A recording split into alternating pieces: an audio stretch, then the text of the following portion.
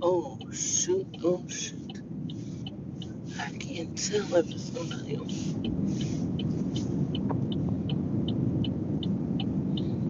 Hello. Good morning, good morning. How are you?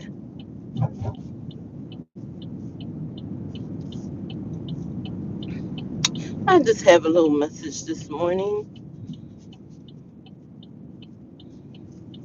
Let me just first make sure.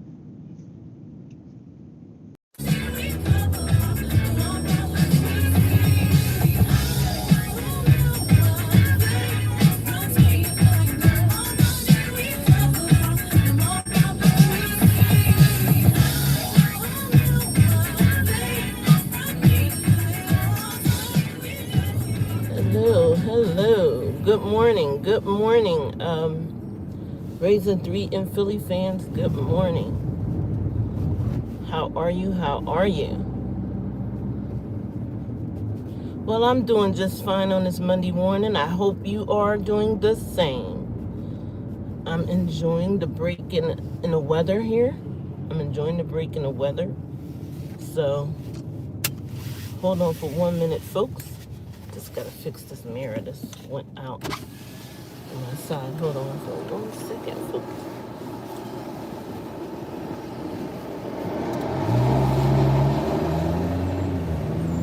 There we go. I'm gonna have to. There we go. I'm gonna have to push it all the way out. Sometimes I forget to push my mirrors out, folks, when I get into my car. So I gotta make sure you push your mirrors out. Make sure you push your mirrors out, because you rely on all your mirrors. You really do, especially in times when you really, really need them. Hold on, folks, for 1 minute. Hold on one moment.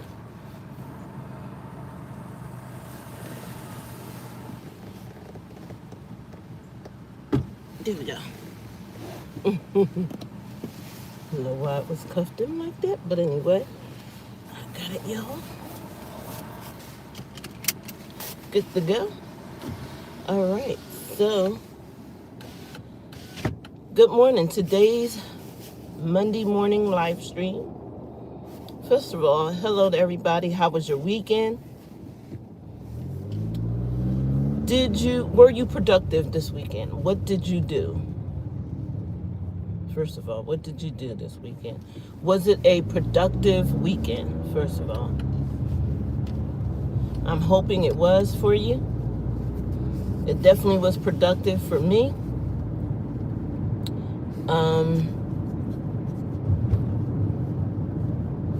So we're going to talk about this topic that been circling. It's been trending. It's been trending a lot. And I actually talked about this topic before it was actually trending. And so I'm going to talk about it again. And that topic that's trending is they talk they say it's about self-worth, and also about if you can or can't change people. So here's my take on that. No one can change a person, only God can. Let's make that clear, first of all. No one humanly can change anybody. Only God can change them. Okay, so let's first of all get that clear. God does the changing, we don't. What we can do, however, is we can present this person to God in hope that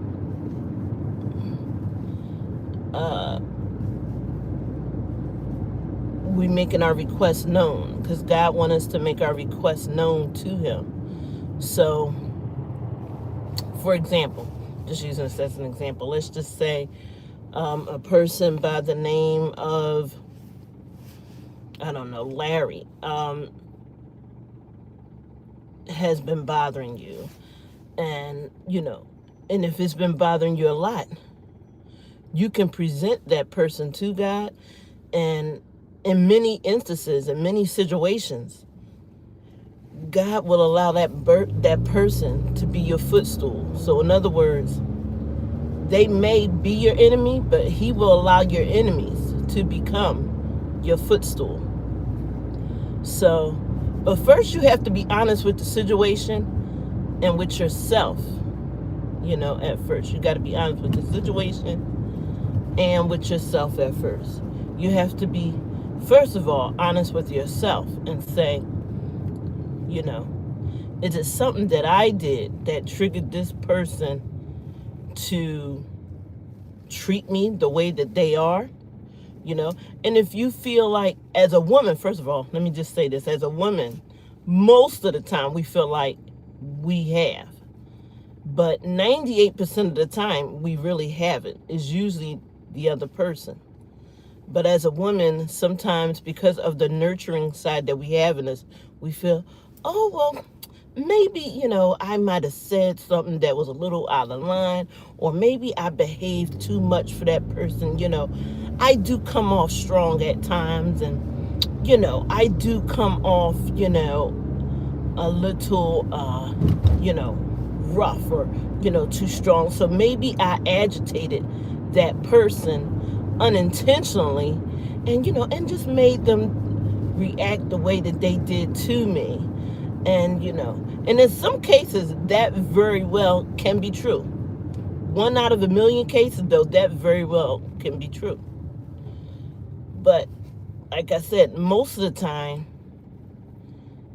as a woman, you don't have to say much things. It's just because of how powerful we are as human beings, as creatures. Remember, at the beginning, it was Adam first, okay? All right? And Adam was alone in the Garden of Eden with everything that God created. Everything that God created. And I mean, God created a lot, okay? He created a lot, all right? Let's get that straight. First of all, he created a lot, all right? And even after God created all these things, Adam still found himself being, how can I say, humbled by not being satisfied. But, Adam clearly was not happy by himself. He still yet felt alone. He still yet felt like he almost didn't know what his purpose was. He almost didn't know what his purpose was. But,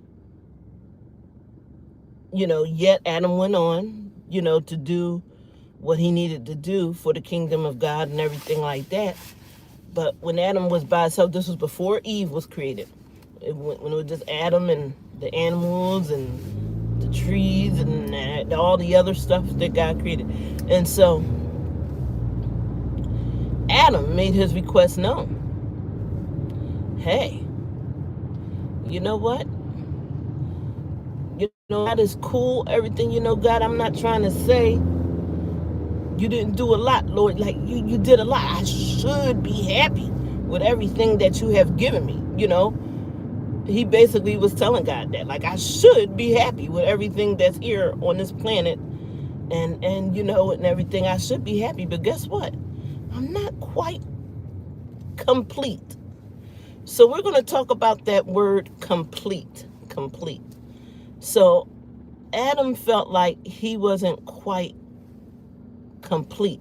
It wasn't until Eve was created, which God took a rib out of Adam and made the woman, and I say the woe and woman, that made Eve. And Eve was created. After Eve was created, Adam felt complete. Notice that. He felt complete after Eve was created. Now, also know this. Eve influenced Adam. She influenced Adam so much that she engaged him into sinning before God by eating the forbidden fruit. But also know this, the serpent, which was the enemy, if you clearly know your Bible and know this story, the serpent did not present itself to Adam. Did you notice that?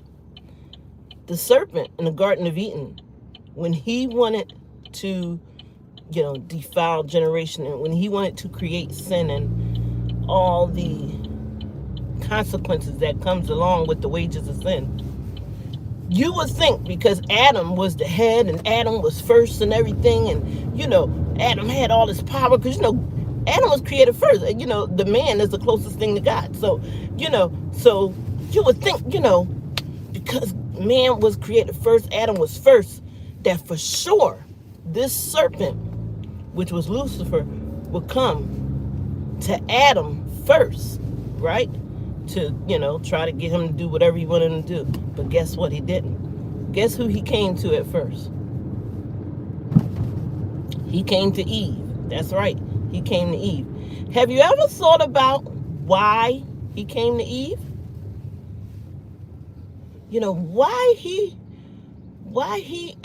Wow, that's a close one there. Why he didn't come to Adam?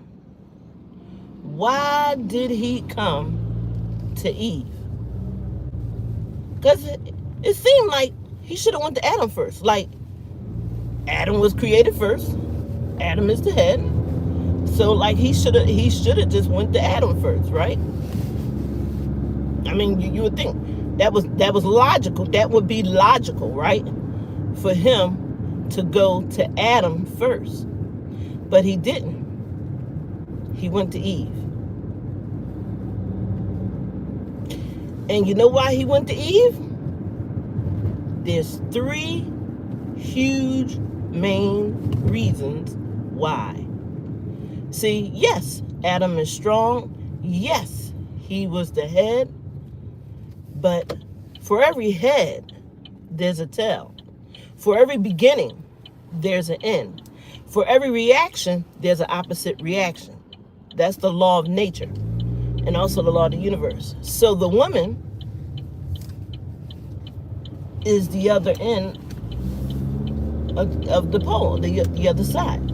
So, and for 3 main reasons, Eve have huge potential in that Eve was created to be a nurturer to complete Adam. So you have to understand the role of Eve to understand why women think the way we do.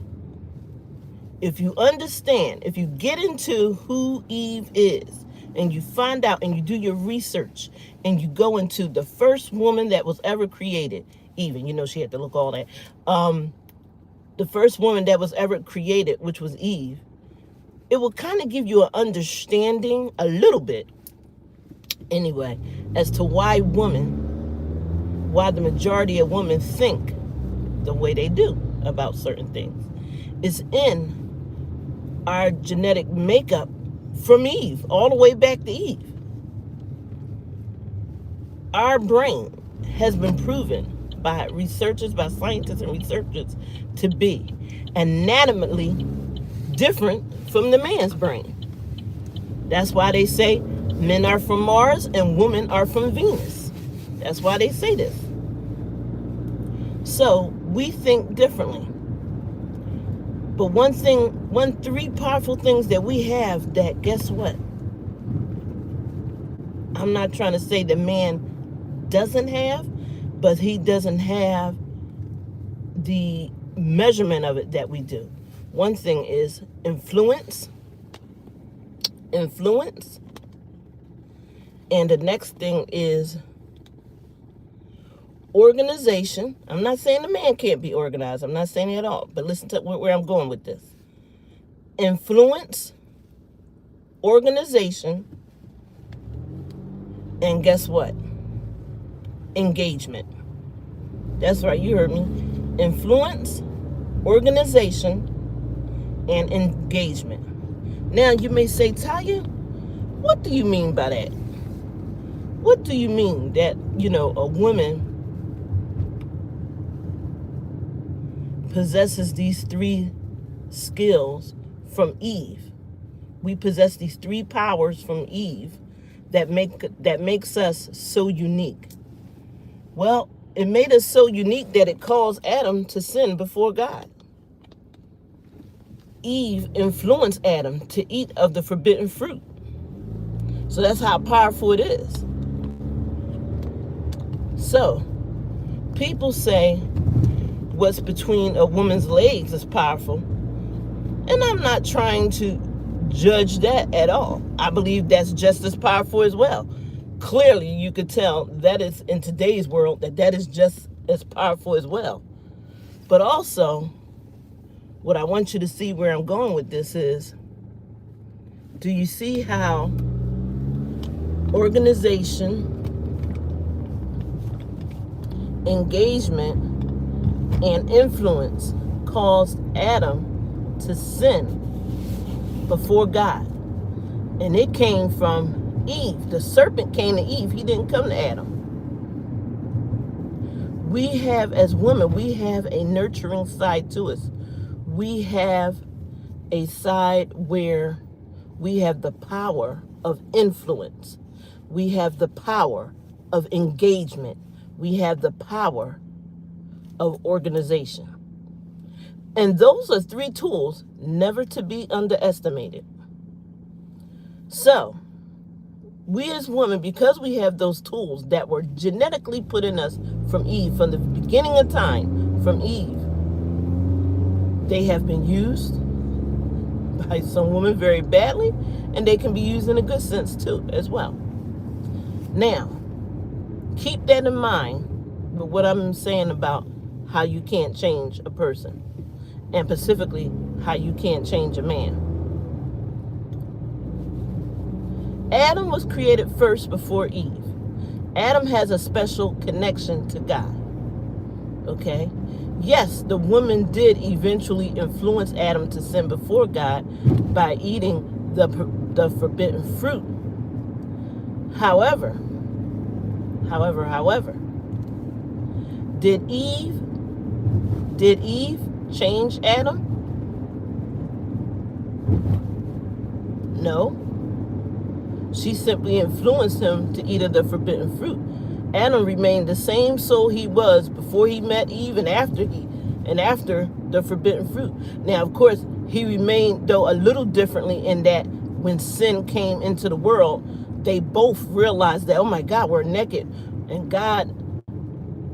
Jesus was walking through the Garden of Eden, and he was like, oh, we must find some leaves, because they didn't even acknowledge that they were naked until they sinned. But I say this to say that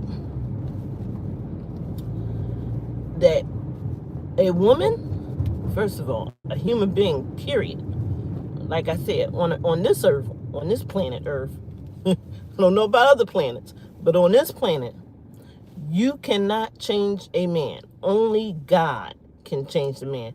And this is something that you really have to know, what I'm about to say after this. Even God can't change a man if the man don't allow God to do it. Let me repeat that. Even God can't change the man. That's right, you heard me. If the man doesn't allow God to do it. Simply said. God is a gentleman. He's not going to force you to do what's right. He's going to show you, hey, this is what life can be if you allow me to, if you let go of yourself and allow me to guide you. This is what your life can be, and I'm not saying everything is going to be a bowl of cherries, but hey, with me, you'll get through life a little bit more better, a little bit more healthier, a little bit more better. And then, as a human and as a man, you may say, well, you know what? I'm going to do what I want to do. And I'm going to say that to say this. It don't necessarily have to be a man. It could be anybody. It's a universal thing that God gave us, which is the power, the willpower, the power of will. He allows us he gave us willpower, free power to decide, okay, do I want to allow God in this situation, or do I want to handle this on my own? You know? So just keep that in mind. God is a gentleman. And if you have any idea, ladies or gentlemen or men, if you know what a real gentleman is, they're not going to force you to do anything. If anything, they're going to lay right in front of you and say, well, you could take this, you could take road A, or you could take road B. So I don't know who this message is for out there, but I noticed it was trending along the internet, and I had to give my insight, both spiritually and naturally, on the topic of, can a man be changed? Or can a woman change a man?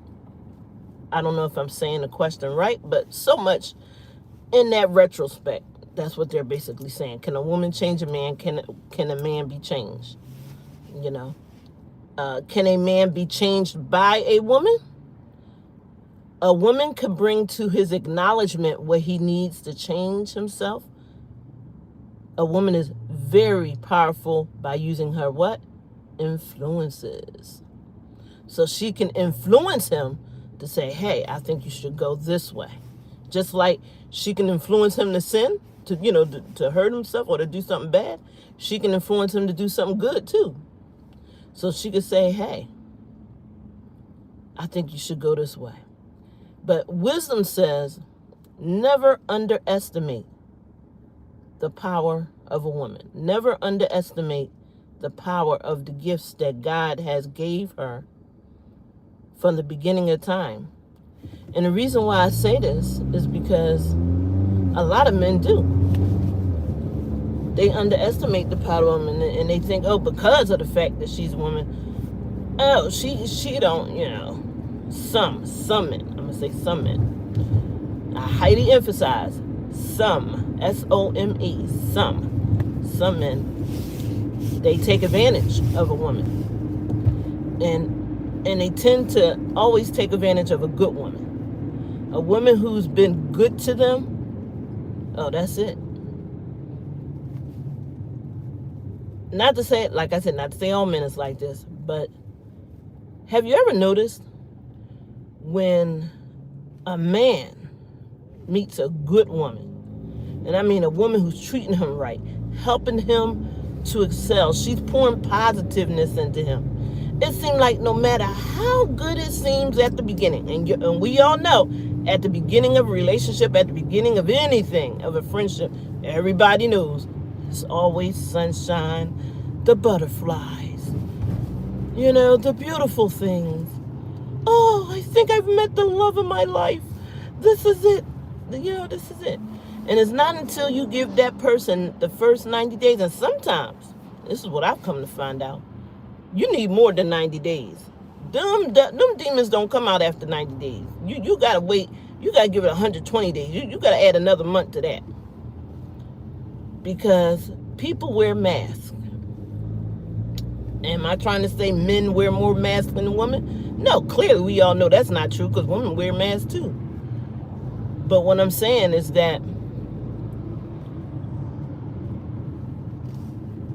a man will meet a good woman, and once that woman treats him good, it's almost like she's spoiling him. Next thing you know, he turns bad. Sometimes, in some cases.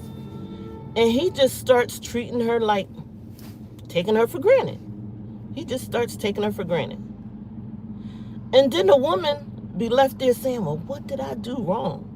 What did I do to make him, to make him treat me like this?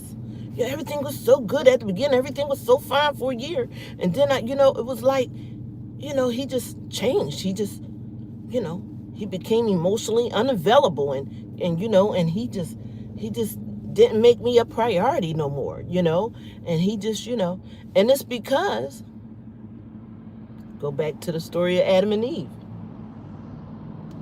The woman influence. She has the power of influence. So she influenced him enough to make him think, oh, she ain't going nowhere. In his mind, he's thinking, She ain't going nowhere. I got her. She ain't going nowhere. She sprung. I got her. She ain't going nowhere. I could do this. I could do that. I could talk to Mary, Susie, and Karen. And she ain't going to go nowhere. Because she's a good woman. All I got to do is make sure she don't find out about him. And, yeah, I could do what I want to do, you know.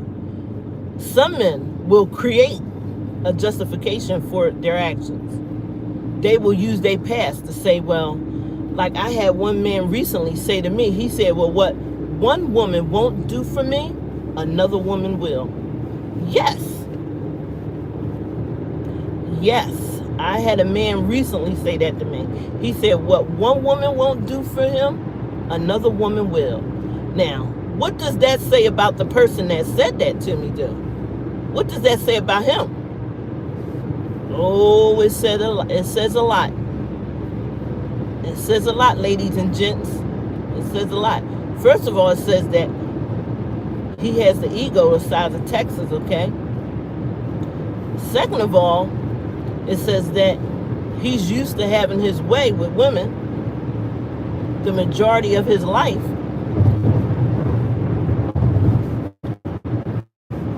Hold on people for a minute.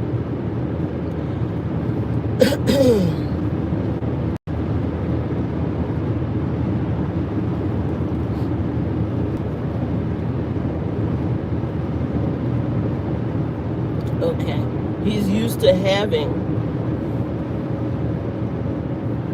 his way with women the majority of his life. So therefore, in his mind, a woman will do whatever he wants the woman to do.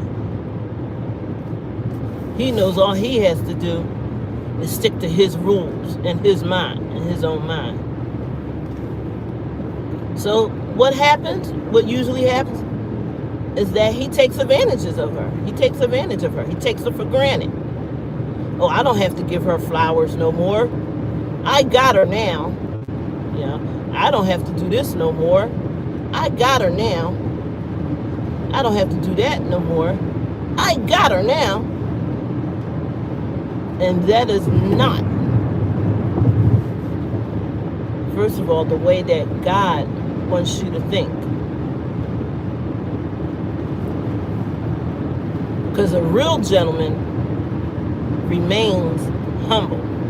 A real gentleman knows that, hey, yeah, I might have gave her flowers on Monday or Tuesday, but guess what? We got the whole week to go by. And what's to say by the end of the week, she don't meet Harry, and Harry gives her a smile bigger than mine. You know what I'm saying? So a real gentleman keeps himself humble. He keeps himself humble most of the time, the majority of the time. And he's not going to say that sentence out of his mouth. Not to say that that sentence ain't true. Okay? I believe some parts of it may be true. Okay?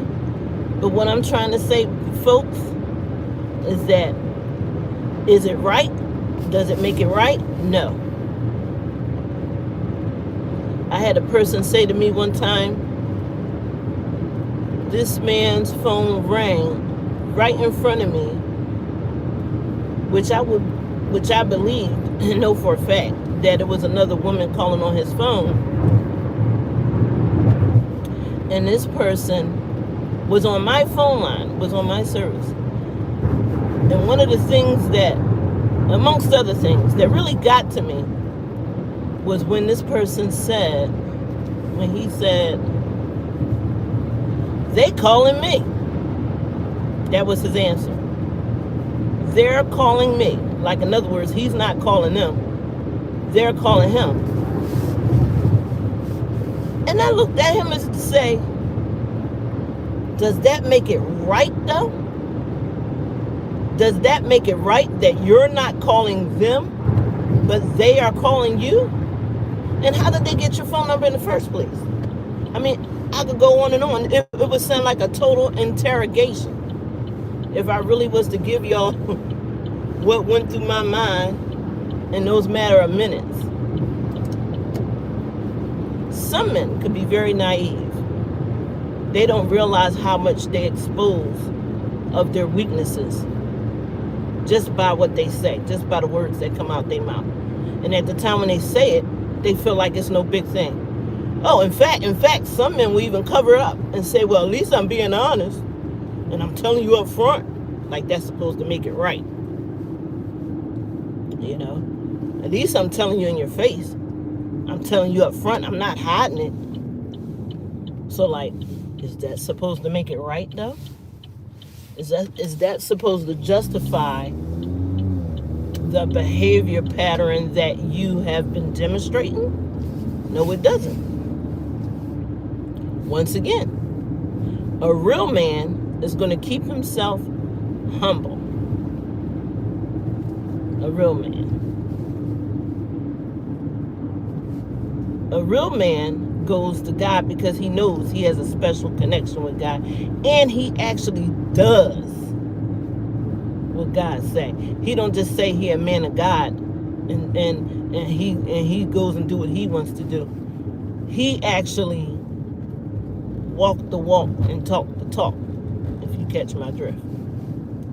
So to conclude this session, this live stream of this video of what I'm saying, that basically, can you change a man? No. Can God change a man? Yes. You best better believe God can. But like I say, even God can't change him if he doesn't allow God to change him. So the person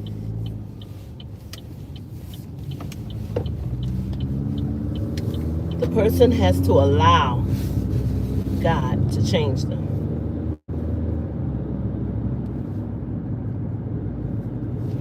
We as women, we are great influencers. So we can influence him to go to God. Yes, we can. Yes, we can. But we cannot change the person. The only thing we could do is present to him the ramifications and the consequences of, listen, if you do hurt me, or if you do something that I don't like, I'm going to let you know, first of all, what it is. And there's consequences. There's a reaction to every action.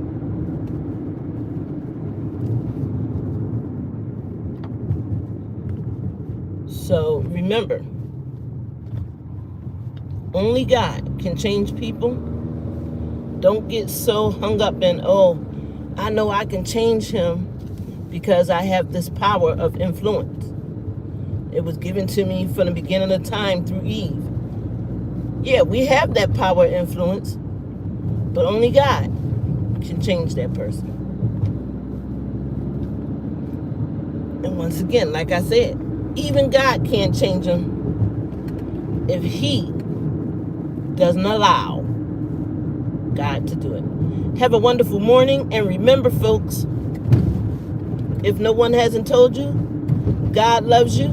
Stay powerful, and you are enough. Bye-bye.